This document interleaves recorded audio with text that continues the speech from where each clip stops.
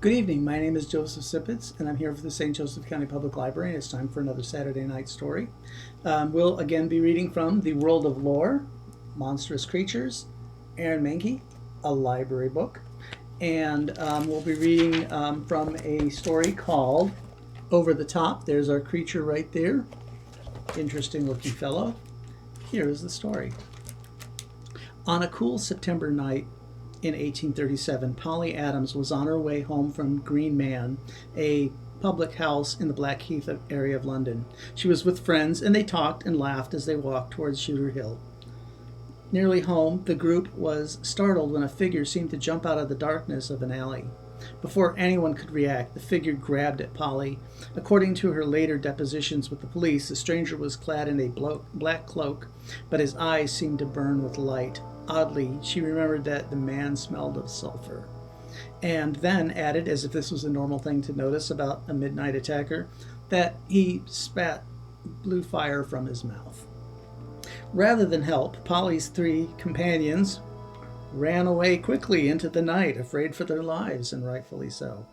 The attacker ripped through Polly's blouse with his hands that seemed more like claws than anything else, but after tearing at the flesh of her stomach, the figure stopped, pushed her to the ground, and turned away, bound into the night. A month later, Mary Stevens was making her way back to work after a short visit with her parents in nearby Battersea. Mary worked as a servant in a home on Lavender Hill just south of the Thames, and decided to cut through Clapham Common. Maybe not the smartest decision, no matter what century you live in. Yet Mary did just that and set off for a quick walk through the dark trees and bushes toward her place of employment. Near the edge of the park, a figure jumped out of the shadows.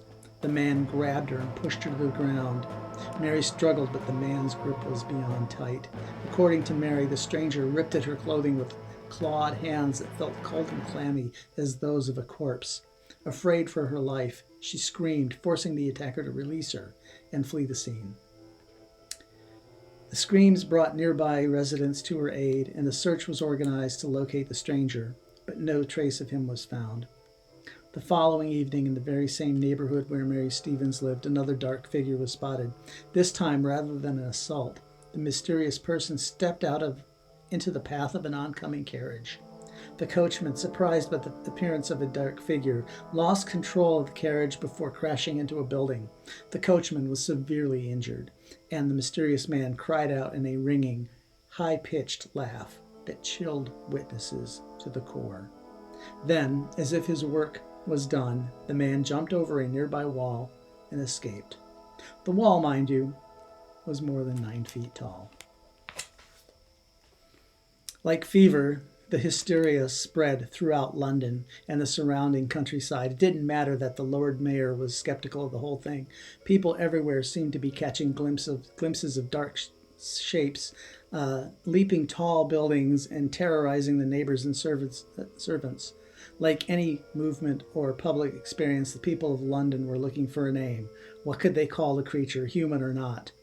And who was it at the center of these stories? By late winter of 1838, they found it, a name that would forever become part of Victorian folklore. They called him Spring Heel Jack. Many of the details surrounding Spring Heel Jack, details that were so out of the ordinary, seemed to be echoed with each new eyewitness account. The red eyes, the white bodysuit, sharp claws. Something in Jane Alsop's story was different than the others. She was well off, not part of the elite, but high enough up in the social ladder that her story caught the attention of the local newspapers as well as the police. And when upper-class people feel threatened, they take action. When word spread that Jack was hunting women throughout London, the police began to arrest suspects, although none was ever brought to trial. Groups of vigilantes banded together and patrolled the city streets at night, both to assist the police and in protecting the people of London, and with the hope of capturing the mysterious attacker. But upon reading about the attacks that had begun to plague the good people of London, one 70-year-old retired military veteran actually dusted off his guns, pulled on his boots, and rolled off in a search for the monster responsible. He was never successful of capturing or even setting eyes on the mysterious spring-heeled Jack. The gesture did much to calm nerves of the local. How could it not? After all, he was the Duke of Wellington, and the man had fought Napoleon and won.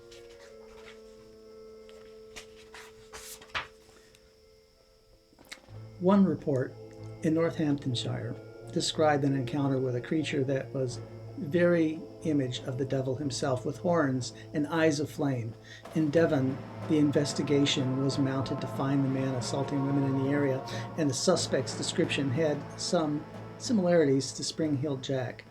Lincolnshire, on the eastern coast of England, was the location of another documented sighting in 1870s. One witness described a caped figure who had been seen leaping over cottages in a small village.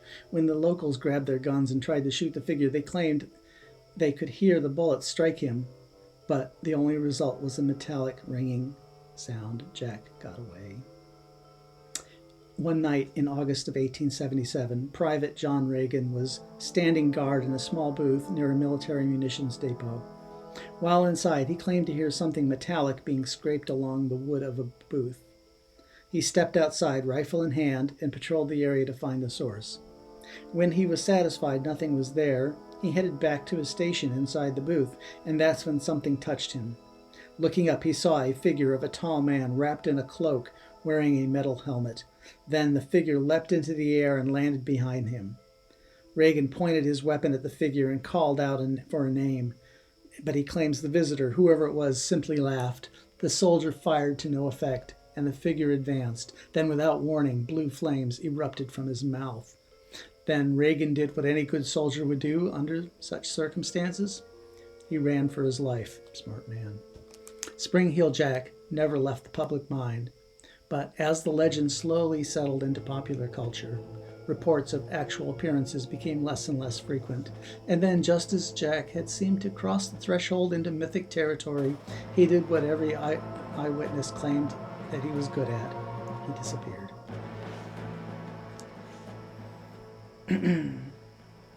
Maybe we like mass hysteria.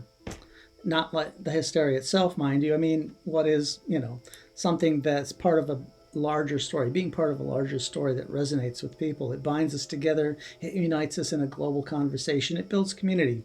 The big fears never really go away, although Spring-Heeled Jack disappeared from the public eye in the last decade of the 19th century. Some think he's still around. In 1995, a school in the small West Surrey village was closed by the town.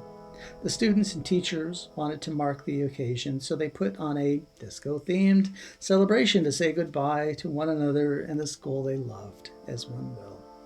That night, as the party was winding down, a handful of students ran back into the school, screaming about something they had seen outside. When asked by the teachers about it, the students all told the same story. They had left the party earlier and had been hanging around the playground. While there, a shadowy figure had approached them in the darkness. As the shape moved closer, they saw more details. The man wore black boots and a dark hooded cloak. But it was what they saw beneath the cloak that frightened them most. A one piece of white cloth suit and glowing red eyes. Good evening.